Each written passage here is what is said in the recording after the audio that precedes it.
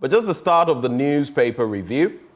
This morning, our first guest, and he has joined the conversation, Wisdom Dogbe. He is a finance analyst, and he joins the conversation this morning from far, far away.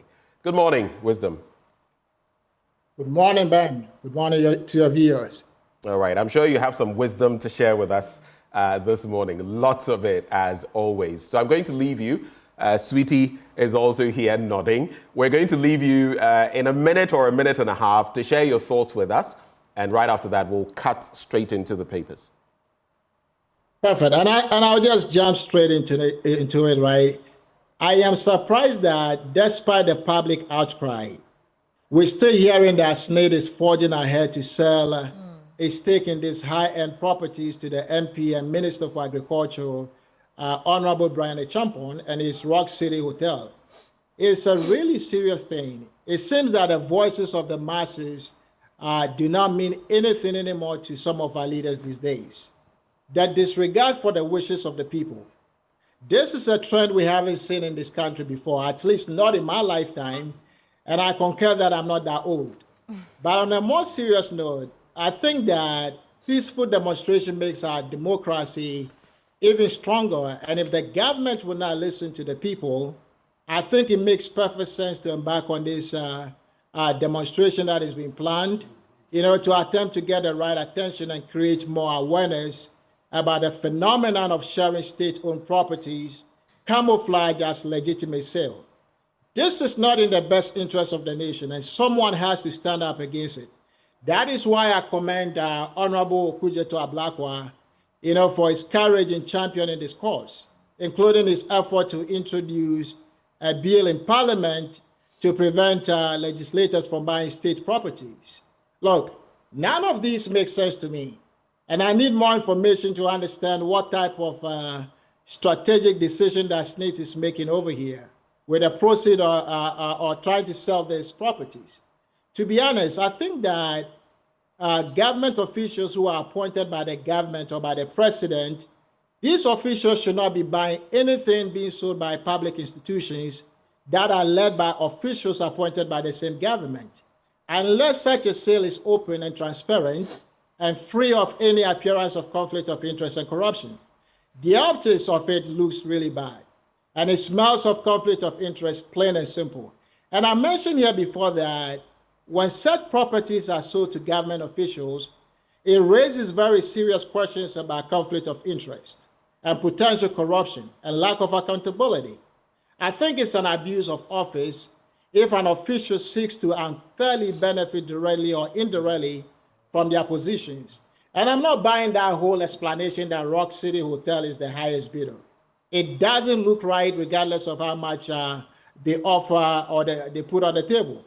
And Ben, if SNIT ignores the public outcry and moves forward to sell this to the minister, they should be fully aware that this will further erode the public trust in the institution and the broader governance system. It's just surprising how it seems that government and their institutions, they don't seem to care much, right, about the public trust these days. And I think that trust is vital for the functioning of a democratic society like Ghana. So if people begin to perceive that their concerns or opinions are rubbish or disregarded, what happens is that it leads to that kind of disillusionment and a loss of faith, right, in the institution's ability, to serve the public interest. And I think we should guard against this. All right, thank you for your thoughts, Wisdom. Thanks for the wisdom you've shared. Let's get into the papers now, Sweetie. Yes, I'll start with the Daily Guide newspaper. Front page, 2024 elections, vote on ideas, policies. According to Dr. Mahmoud Bawumia, Africa's greatest victims of Ukraine, Russia, that is according to Akufo-Addo. On the 2.37 million euros ambulance case, court throws out Atuforsen. I mean, not literally, but some of his applications, all his applications actually have been thrown out. We'll get into that story. Adentan NPP parliamentary candidates to support 5,000 BEC candidates. NLA gets European Lotteries Observer membership. Samia Uku with EL President Roma Girandan. And on CRM, Blue Ocean dispatches cylinders to exchange points. Let's start with the 2024 elections, Dr. Mahmoud Bawumia, the Vice President, asking that we vote on policies and ideas and not on what? That's according to the dancing man. Have you heard that people are calling him the dancing man? I have not heard. What I have seen, though, is it was interesting watching that video. I saw him, someone was singing, and he was doing something like this, you know. I don't know. Well, he says he wants the steering. He wants the steering wheel.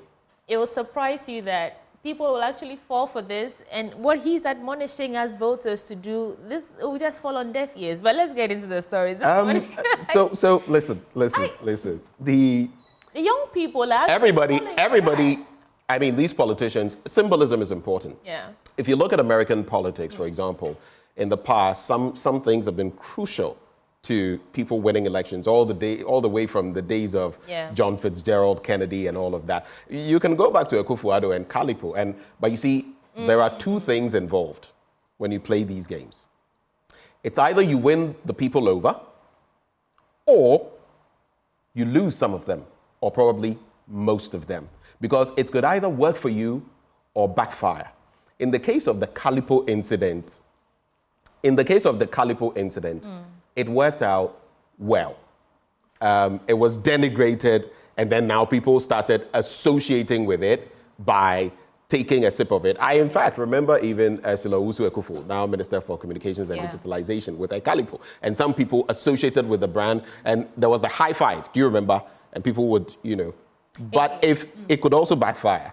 And in this instance, I don't know on whose advice the Vice President is going on this frolic, but let's see how it goes. Or they could dance with you, and when we get to the polls, it will tell a different story. But Sir John says fear delegates. You can say fear voters. Yeah, fear voters. This is the groundswell of opposition for this breaking the eight. Maybe this is a way of just, you know, I don't know. Let's get into the stories now. I'm particularly excited seeing how, you know, the road to election 2024 is going. So, Vice President Dr. Mahmoud Bawumia wants Ghanaians to carefully weigh the options being presented them ahead of the December 2024 elections to make an informed decision. With that, he is confident they will be able to tell which of the political parties and candidates presenting themselves for election would best serve the interests of Ghanaians. Dr. Bawumia, who is also the presidential candidate for New Patriotic Party, has therefore entreated Ghanaians to pay attention to the ideas, policies, and solutions in choosing a new president for Ghana. He made the call during the Eid al-Adha prayers held at the Black Star Square in Accra on Sunday, June 16, 2024. Quote, as we go to the December polls, let's make it about ideas and solutions to the problems of our country. We live as Muslims and Christians in harmony and should not let these elections be about religion or religious differences, he said. We are one people, one nation, and should let this election be about policies, ideas, and solutions the respective candidates have for the country to be the focus of our vote.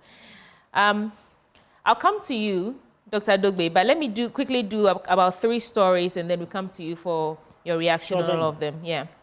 So Atuforsen gets thrown out. That's what the headline says. Now, Minority Leader Dr. Kasil Atuforsen has lost another attempt to have the charges against him dropped, thereby terminating his trial in the 2.37 million euros defective ambulance case. This followed a dismissal by the Court of Appeal, an appeal seeking to have the charges struck out on grounds of being defective.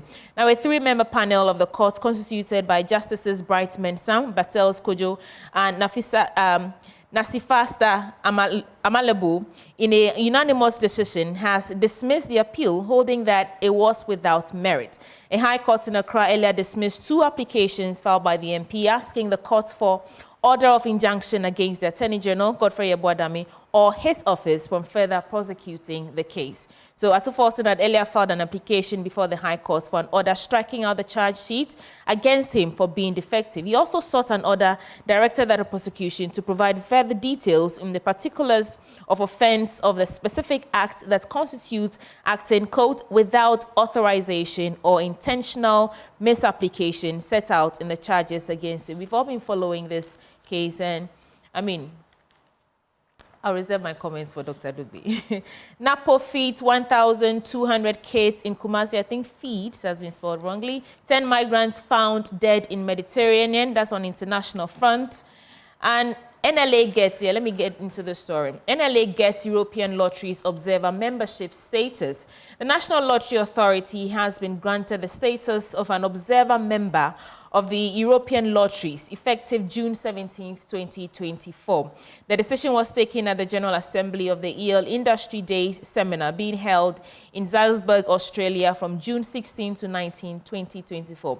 The 45 member countries present at the event voted in unanimity for the NLA as an European Lottery Observer member.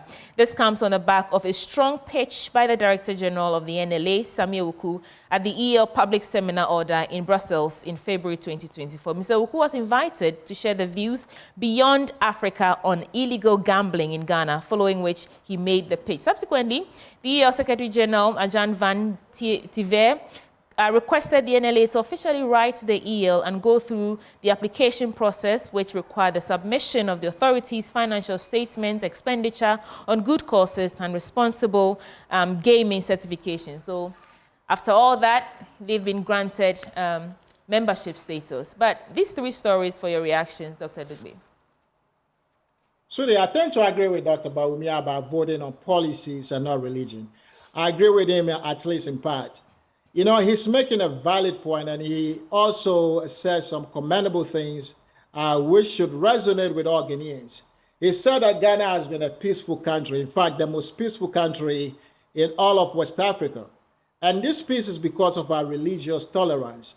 He's completely spot on when he said that, right? We are one people, and whether you're Christian, traditionalist or Muslim, we all tolerate each other and we live together in harmony. And again, this election will not be about religion. Now, what I differ from him slightly is that he said elections should be about ideas and policies.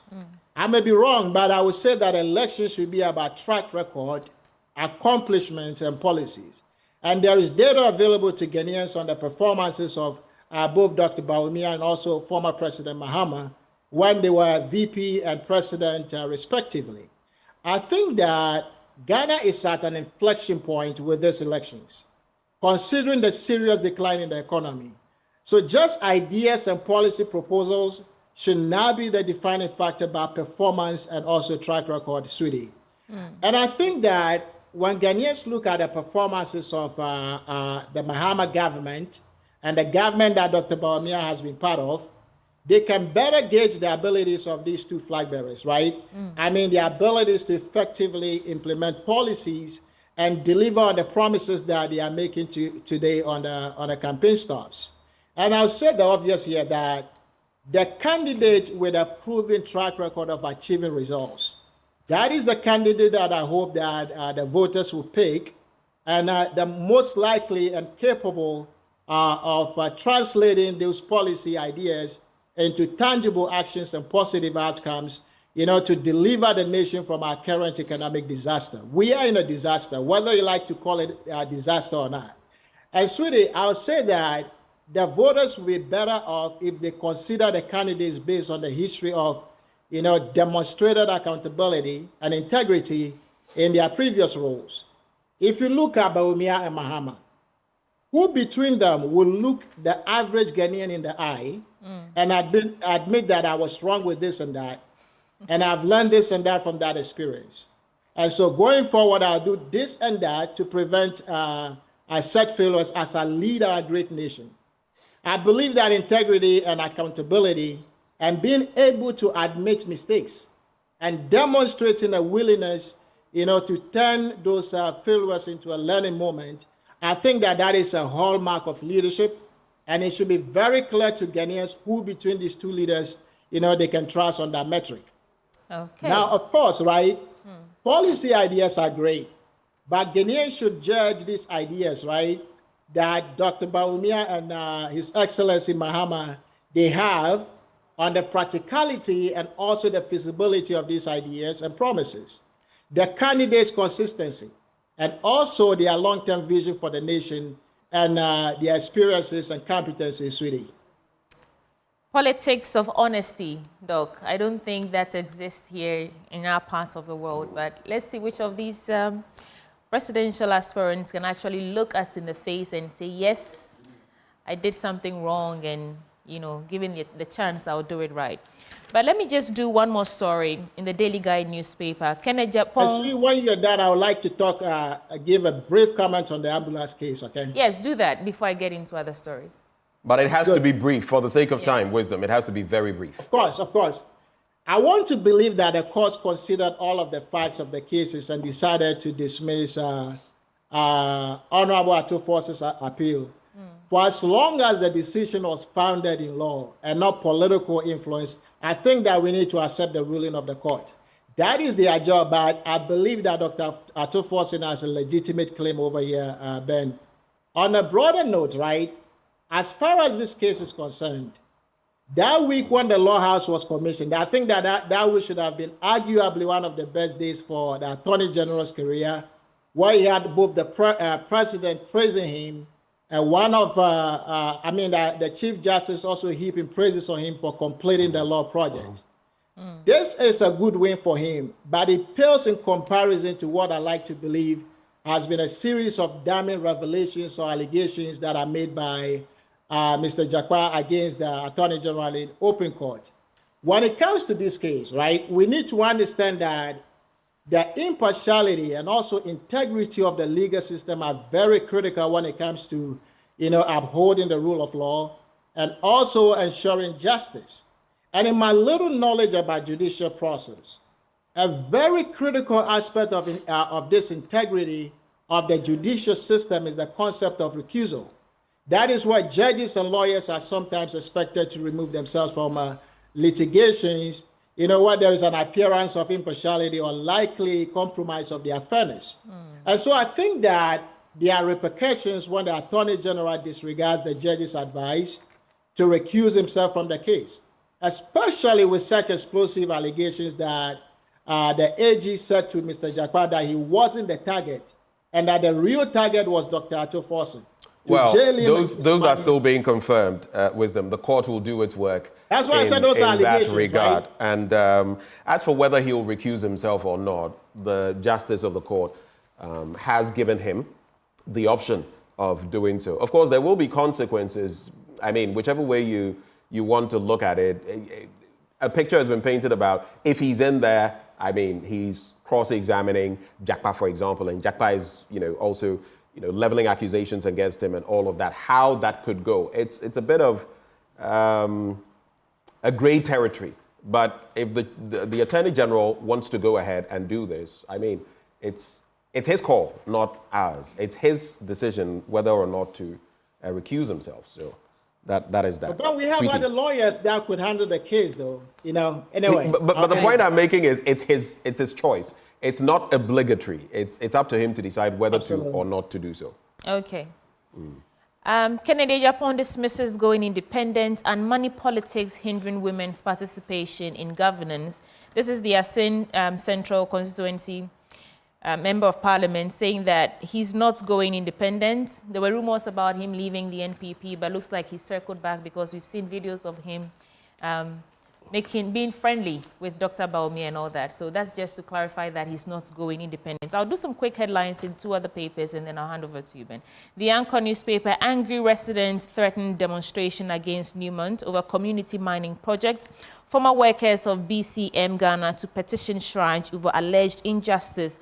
Otiko recommends severe lashing of medical officers implicated, says this nonsense must stop. That was yesterday on the AM show on this rather unfortunate incident of a woman abandoned in Ojobi, in the Gobo Ojobi, the central region, who lost her life. In fact, Professor Titus Bayo, Dr. Insiasari all said that the system has failed. We as Ghanaians have failed this woman. And this 30-day investigation, really, do we need 30 days to conclude on this matter if it's a simple? And what really unsettled me yesterday was a statement from the Director General who has been released of his duty. He says that they did nothing wrong and they followed procedure. They took care of this woman for 6 days. They were collaborating with the social welfare officers and the ambulance service. And so, they actually did nothing wrong. But this is where we are. And the Daily Searchlight, NPP running mate saga, Bawumia confused, indecisive, stymied. Why are we giving licenses to mine in forest reserves? Nana Kumia asks. And CTAG strikes CTAG strike illegal, return to classroom for negotiations. Yeah, Minister for Education awarded for transforming education sector. Those are just some headlines on in the Daily Searchlight newspaper. Benjamin. But do we have any reactions from Wisdom? Briefly, if not, I'll go into the other papers. Dr. Dogbe, any of these stories you want to react to? So when it comes to this story about the Winneba government, the government hospital throwing out a patient who was involved in some accident, and this patient being left in the bush to die. I mean, it really sounds like a movie story, right? And that's something you can expect in real life. So I'll be waiting to hear more about this case because I'm struggling to believe that, such a thing can happen in this day and age. And it seems we are becoming less and less compassionate to the plight of the vulnerable among us. So I think I won't rush into judgment yet because I think that it's unfathomable that another human being can treat a fellow human being so inhumanely. You can't do that to even animals where I live, right, without the law catching up with you, let alone to a fellow human being. You see, hospitals have ethical obligations, to provide medical care to patients, regardless of which of their relatives is present or even the ability to pay. And so this is why I find it quite unbelievable and also unconscionable that trained workers, right, healthcare workers who do something remotely resembling what is being reported on the news. Because the doctors and nurses are trained to put the principle of healthcare access and patient welfare ahead of anything else. So I will wait to learn more about the outcome of the investigations. Okay. Thank you. I'll go to the Ghanaian Times newspaper for starters, and I'll go to the back page. Oli joined Bofuakwa and RTU to relegation. Hearts escape narrowly. Summertex crowned champs. I mean, I'm a staunch adherent fan of Krobia Kumasi Asante Kotoko, but it's a bit tricky what has been happening to Hearts 3 times now. Having to fight off relegation and all of that. Hearts placed 14th. It's just a turn because Kumasi Asante Kotoko itself has also struggled badly. I mean, they placed 6th. It's a good thing from the standpoint of smaller teams also taking over the mantle. Look at the top teams. Samatex winning the league. Accra Lions, Brekum Chelsea, Adriana, and then Nswatriman before Kumasi Asante Kotoko. That is a good thing, but at the same time, our stalwarts, those who have done great things for us at the continental level, what is happening? Krobia Kumasi Asante Kotoko and the Never Say Die boys, Hearts of Oak. Anyway, just some quick reflections there. Other stories in sports, Aite Powers launches maiden promotion and Street Academy Health Walk, July the 13th. But let's get to some crucial matters. 2024 polls not about religion. That's according to Dr. Bawumia. Let's pray for peace, success of upcoming election. That's according to former President Mahama. Gridco ECG announced 3 weeks power supply interruptions. And GHS suspends Winneba Trauma Specialist Hospital medical director over death of patient in Bush. Sad story. But anyway, let's get to some of those details. And there's also this one. Let me just take a quick swipe at it. Nadam ranked poorest district in Ghana. Nadam district in the Upper East region has been ranked the poorest district in the country.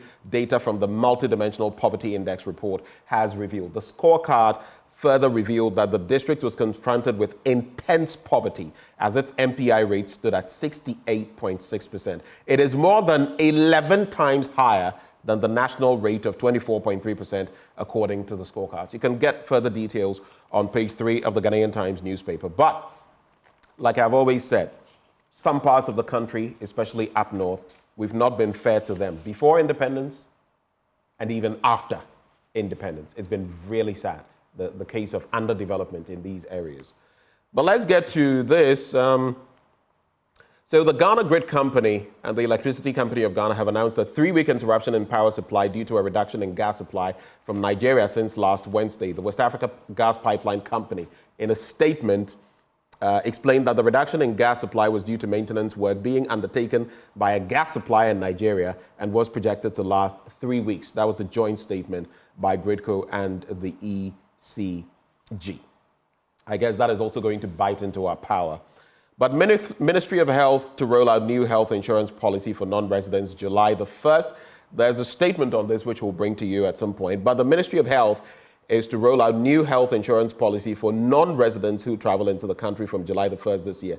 Dubbed the Visitors Health Insurance Scheme, the policy, which operationalizes the Section 2B of the National Health Insurance Act 2012, that is Act 852, will focus on non-resident foreigners visiting the country for less than 6 months at the initial implementation stage before being scaled up in the future. If we have the statement ready, maybe we can just rope it in since we're doing the story and bring it to bear, because the Ministry of Health has actually given some reaction to this. If we can have the statement on the screens. So let me just read the statement from the Ministry of Health.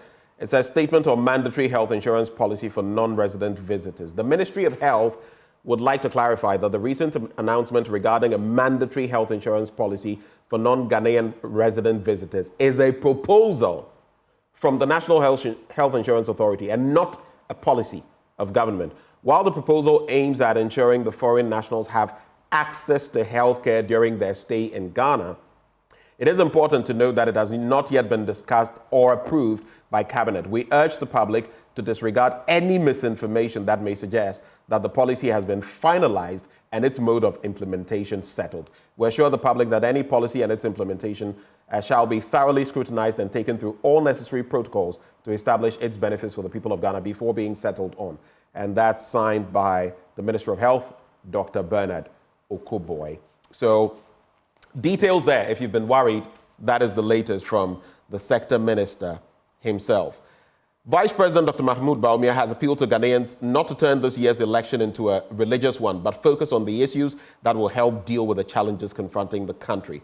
He said it was important for all to pay attention to the ideas, policies, and solutions being championed by all the different flag bearers and allow that to influence their choice of who leads the country in 2025. So he says it's not about religion, it should be about policy. And then I'll do, since we've already taken a swipe at that story on page 9, I'll do the story on page 6. Let's pray for peace, success of upcoming election. Former President and flag bearer of the NDC, John Dramani Mahama, who joined the Akhlusuna Wal Jamaa group in the Eid al-Adha prayers at the forecourt of the State House in Accra Sunday, called for continuous prayers for peace and successful holding of the upcoming general election. That, he explained, was the only way to maintain the peace the country was currently enjoying, explaining that elections were about policies and programs and not violence. Any of these stories you'd like to take a quick swipe at, Wisdom? Yeah, but on the story of mandating foreigners to buy health insurance, that really impacts me, right? So I would like to talk briefly on that one. I don't know what actually is going into the decision, and you mentioned that that decision has not been made yet, right? But I don't know how that is being made. But I'll tell you that most countries require some sort of health insurance for visitors or foreigners. True. So this is not entirely unheard of, especially if the goal is not mainly to create another revenue source for the government diabolically. If the aim is to protect our health institutions, right, and the well-being of foreigners, then that is certainly in order, in my opinion. And I say that because if we require foreign nationals to purchase health insurance, that will ensure that we have financial protection for them, right, in case of medical emergencies or unexpected healthcare expenses when they are in the country, which really happens a lot of the time. And so you shift that cost burden from Ghana's health system to the foreigners and avoid those costs being passed on to taxpayers. That way, you also ensure that the visitors also contribute their fair share to the healthcare system of the nation, especially if they use these facilities. The challenge I see here is with affordability. If you mandate foreign nationals to buy health insurance upon arrival, it could prevent some tourists from coming into the country, especially those from low-income countries or visitors with limited financial capabilities. And many Ghanaians, well, Ghanaians by birth that are holding foreign passports, right? This could prevent them from also coming home.